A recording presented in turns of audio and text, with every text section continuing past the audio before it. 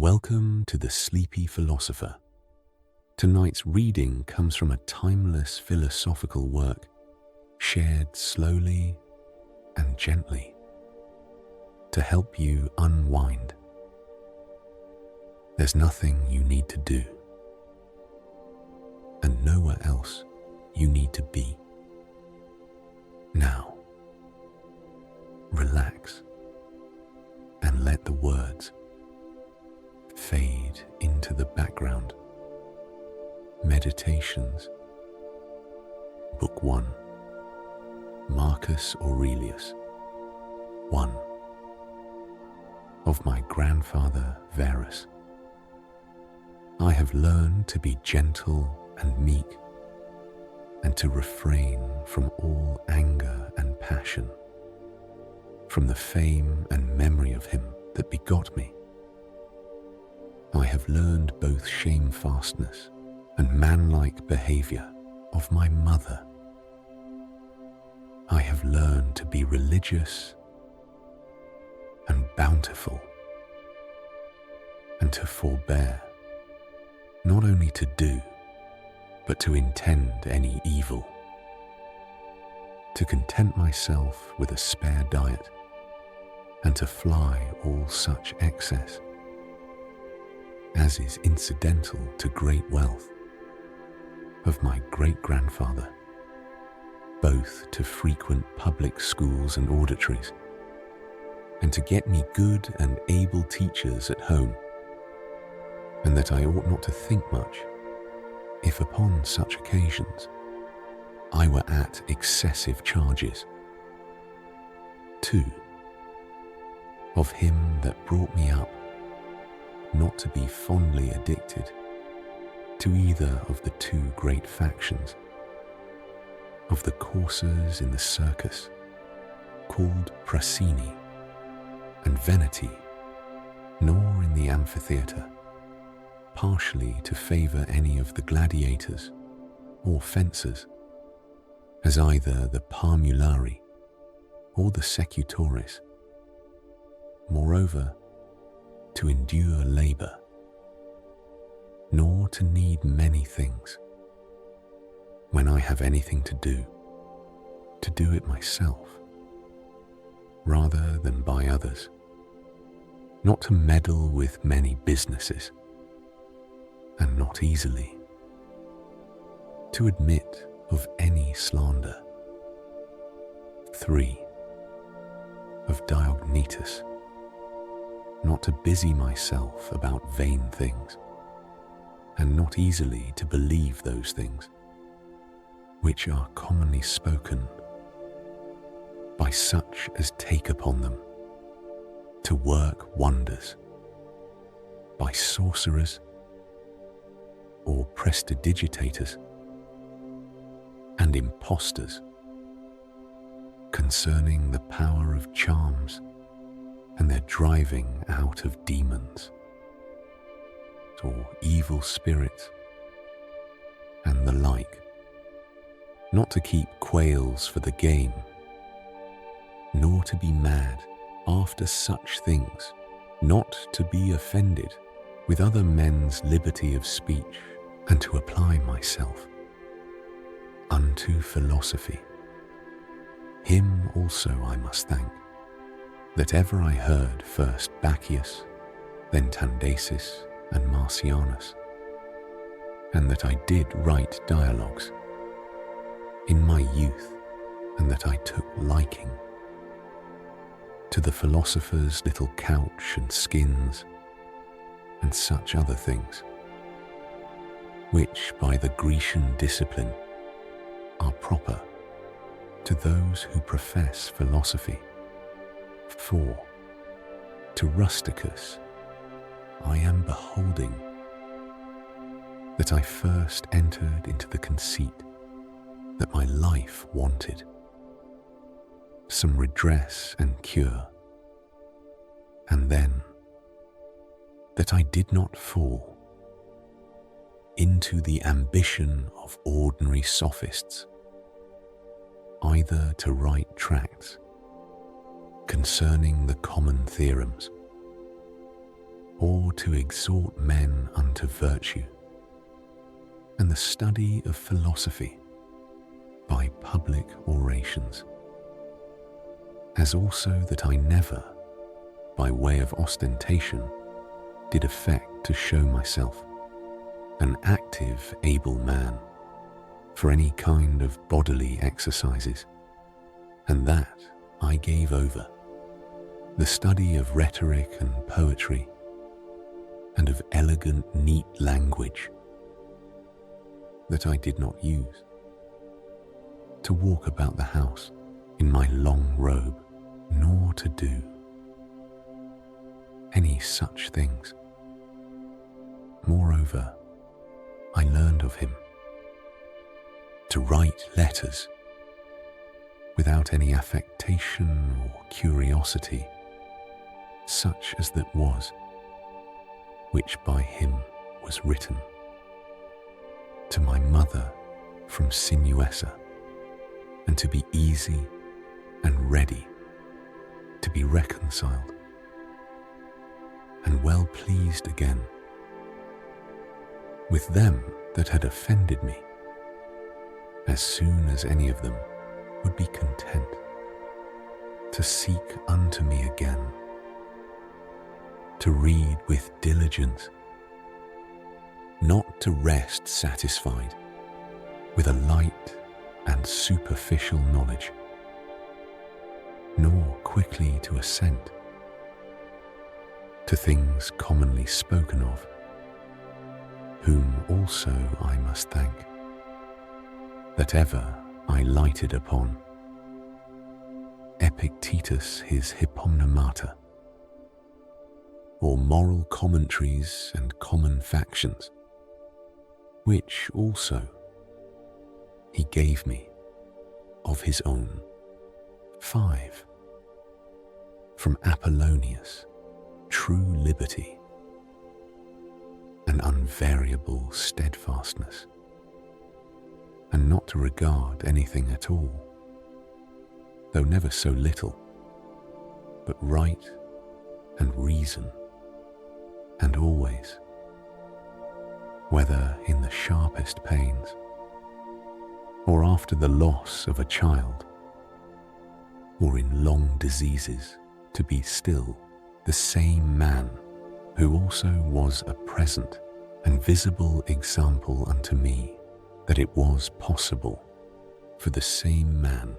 to be both vehement and remiss, a man not subject to be vexed and offended with the incapacity of his scholars and auditors in his lectures and expositions, and a true pattern of a man who of all his good gifts and faculties least esteemed in himself that his excellent skill and ability to teach and persuade others the common theorems and maxims of the Stoic philosophy. Of him also I learned how to receive favors and kindnesses, as commonly they are accounted, from friends, so that I might not become obnoxious unto them for them, nor more yielding upon occasion than in right I ought, and yet so that I should not pass them neither as an unsensible and unthankful man. 6. Of Sextus, mildness, and the pattern of a family governed with paternal affection and a purpose to live according to nature, to be grave, without affectation, to observe carefully the several dispositions of my friends, not to be offended with idiots, nor unseasonably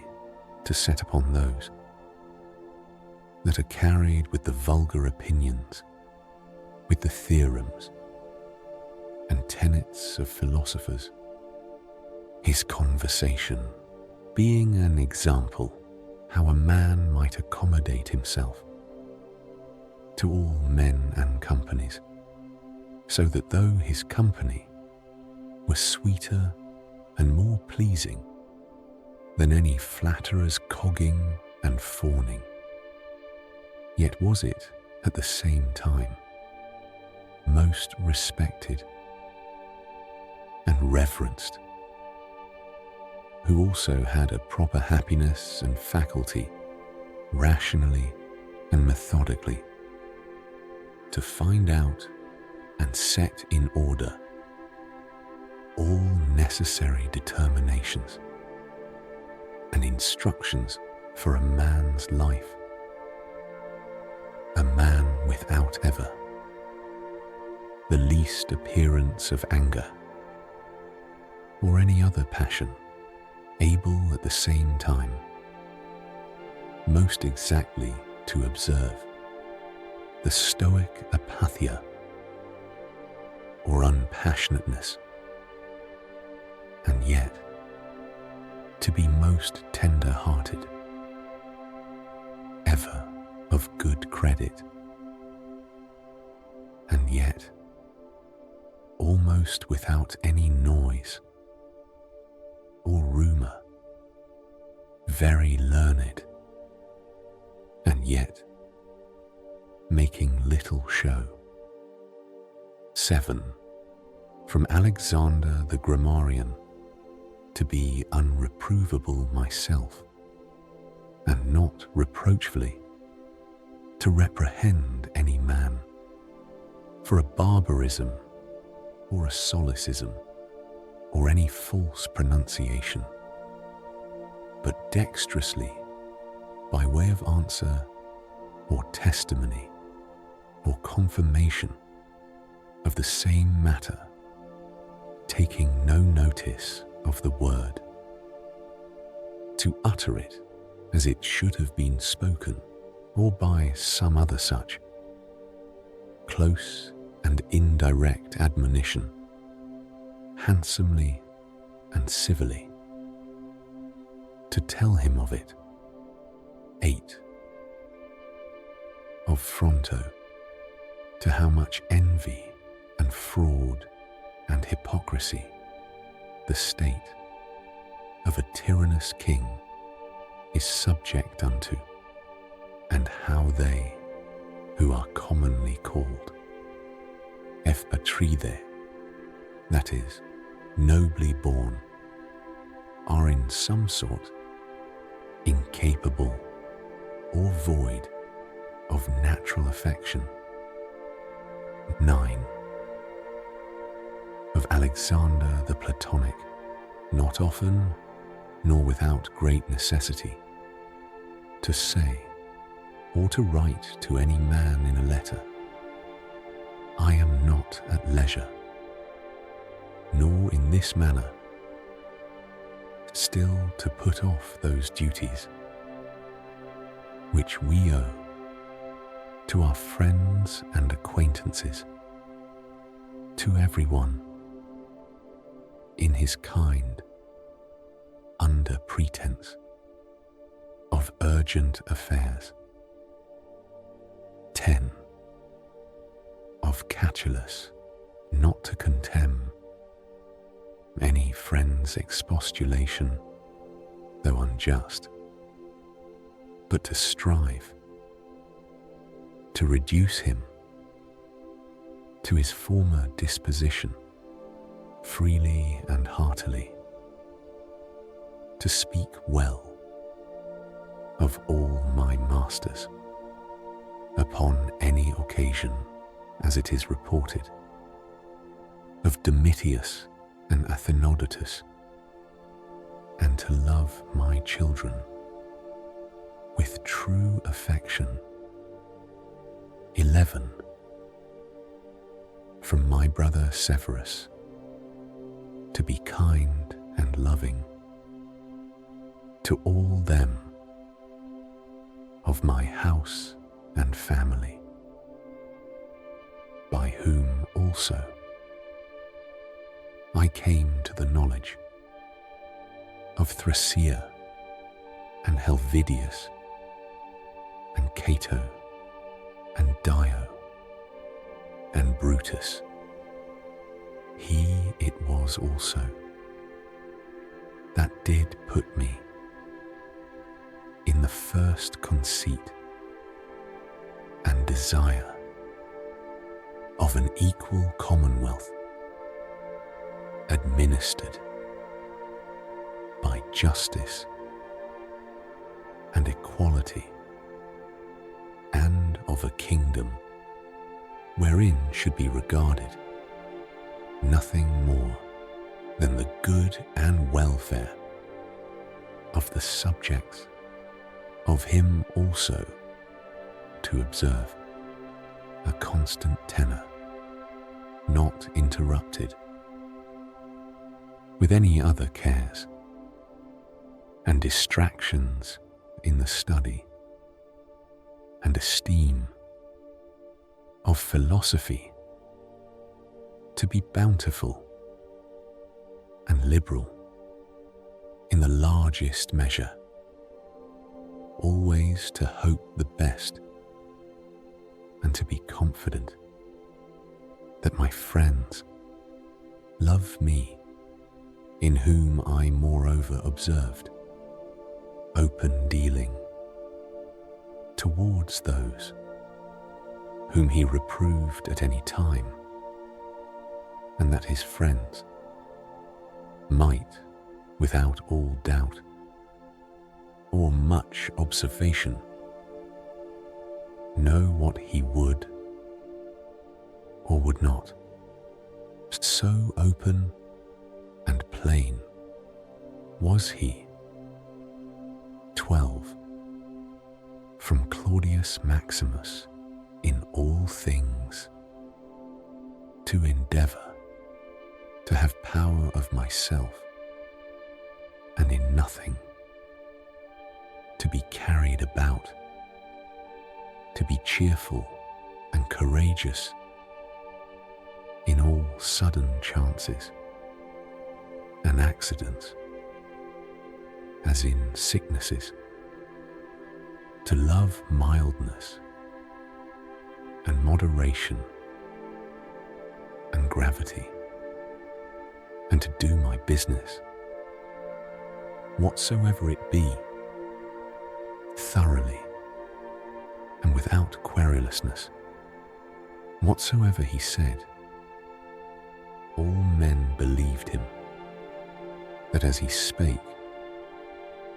so he thought,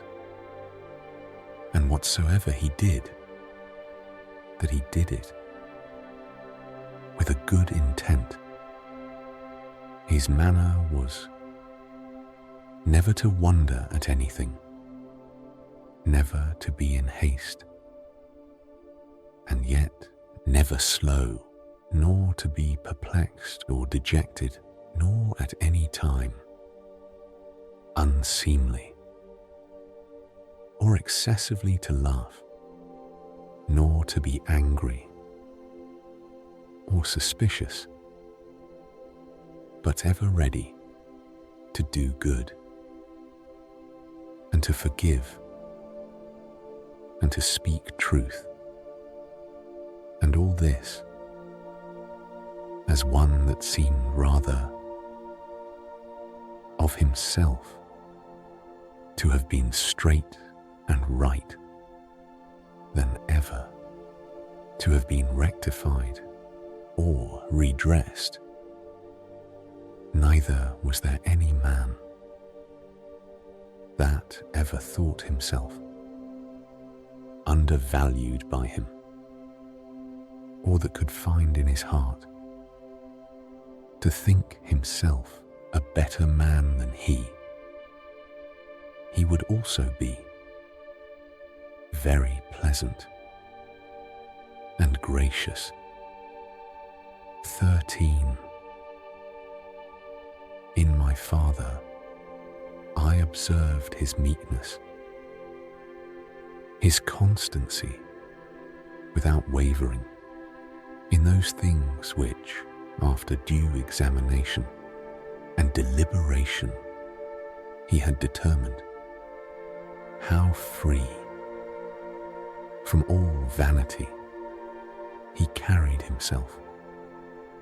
in matter of honour and dignity, his laboriousness and assiduity, his readiness to hear any man that had aught to say tending to any common good, how generally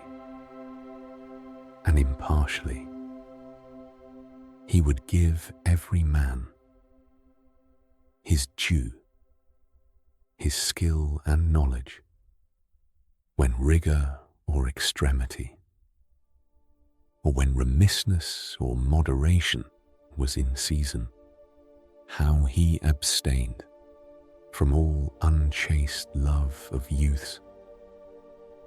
his moderate condescending to other men's occasions,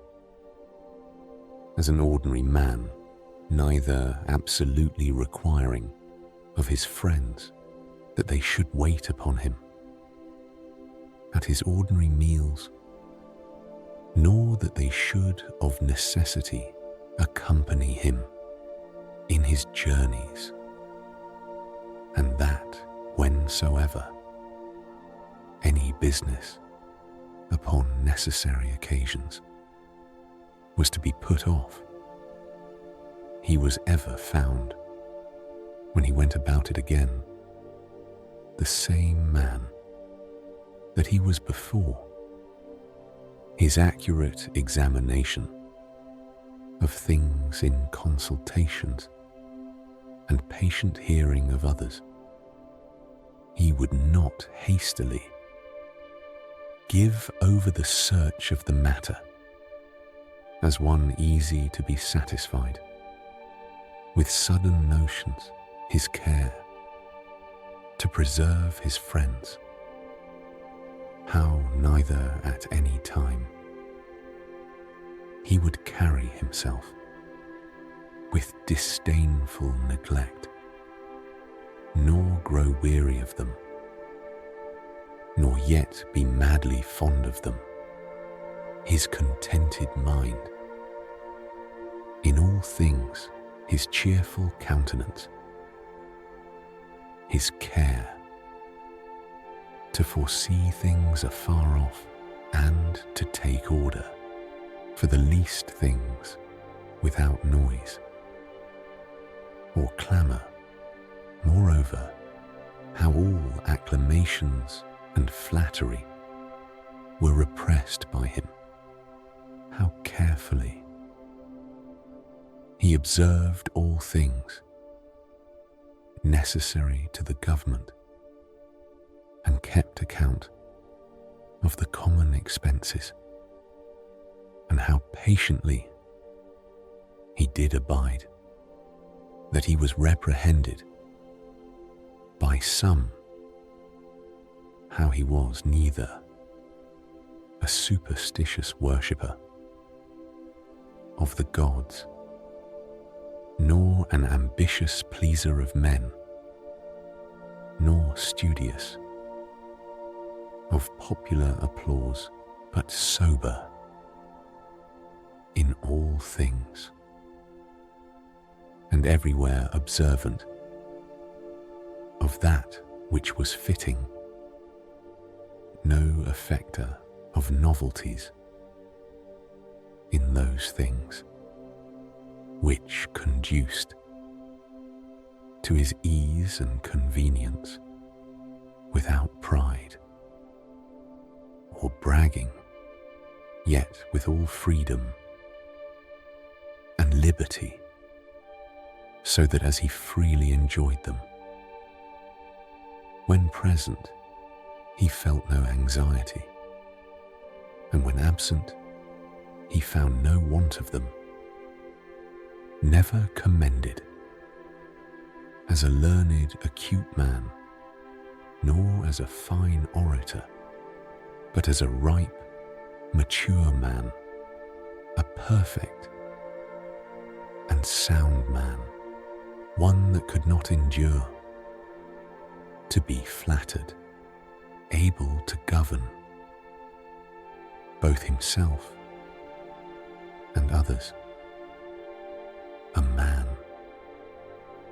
who knew how to want and how to enjoy, holding firm to moderation in either state, such as he showed himself in the sickness of Maximus. 14. From the gods, I received that I had good grandfathers and parents, a good sister, good masters, good domestics, loving kinsmen, almost all that I have, and that I never, through haste or rashness, transgressed against any of them, notwithstanding that my disposition was such as that such a thing, if occasion had been, might very well have been committed by me, but that it was the mercy of the gods to prevent such a concurring of matters and occasions as might have made me incur this blame, that I was not long brought up by the concubine of my father, that I preserved the flower of my youth, that I took not upon me to be a man before my time, but rather put it off longer than I needed, that I lived under the government of my Lord and Father, who took away from me all pride and vainglory, and reduced me to this conceit and opinion, that it was not impossible for a prince to live in the court without a troop of guards and followers, without extraordinary apparel, without torches and statues, and other like particulars of state and magnificence, but that a man may reduce and contract himself almost to the state of a private man, and yet, for all that, not become the more base or remiss in those public matters wherein power and authority are requisite, that I have had such a brother who by his own example might stir me up to think of myself, and by his respect and love delight and please me, that I have got ingenuous children, and that they were not born distorted, nor with any natural deformity, that I was not very proficient in the study of rhetoric and poetry, and of other faculties which I might have dwelt upon if I had found myself to go on in them with success, that I did by times prefer those by whom I was brought up to such places and dignities as they seemed most to desire, and that I did not put them off with hope and expectation that I ever knew. Apollonius and Rusticus and Maximus, that I have had occasion, often and effectually, to consider and meditate with myself concerning that life, which is according to nature, what the nature and manner of it is, so that nothing hindered, but that I might have begun long before to live according to nature, or that even now that I am not yet in full possession of it, I myself was the only cause, that my body in such a life has been able to hold out so long that I never had to do with Benedicta and Theodotus, and that when I fell into fits of love, I was soon cured, that having been often displeased with Rusticus, I never did him anything, for which afterwards I had occasion to repent, that my mother was to die young, yet she lived with me all her latter years, that as often as I had a purpose to help and succour any that were poor or in necessity, I was never answered, that there was not ready money enough, that I myself never had occasion to require the like succour from any other, that I have such a wife, so obedient, so loving, so ingenuous, that I had a choice of fit and able men, to whom I might commit the bringing up of my children, that by dreams I have received help, and when I first applied myself to philosophy,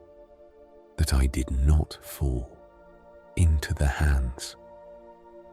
of sophists, nor waste my time in curiosities. All these things without the assistance of the gods and fortune could not have been. 15 in the country of the Quadi at Granua, at times in the morning, say to thyself, this day I shall have to do with an idle man, with an unthankful man, with a railer, with a crafty, false, or envious man, an unsociable, uncharitable man. All these qualities have happened unto them through ignorance of that which is truly good and truly bad. But I, who understand the nature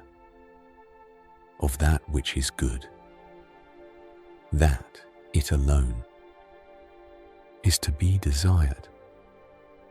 and of that which is bad, that it alone is truly shameful. Know moreover that this transgressor is my kinsman, not by blood, but by participation of the same reason and the same divine particle. How then can I be hurt by him or angry with him? For we are born to be fellow workers, as the feet, the hands and the eyelids, to oppose one another is against nature. 16. Whatever I am is either flesh or life, or that which we call the ruling part of man. Reason, away with thy books. Suffer not thy mind to be distracted. Think little of thy flesh, blood, bones and skin, a small twisted work of nerves and veins. As for thy life, consider what it is: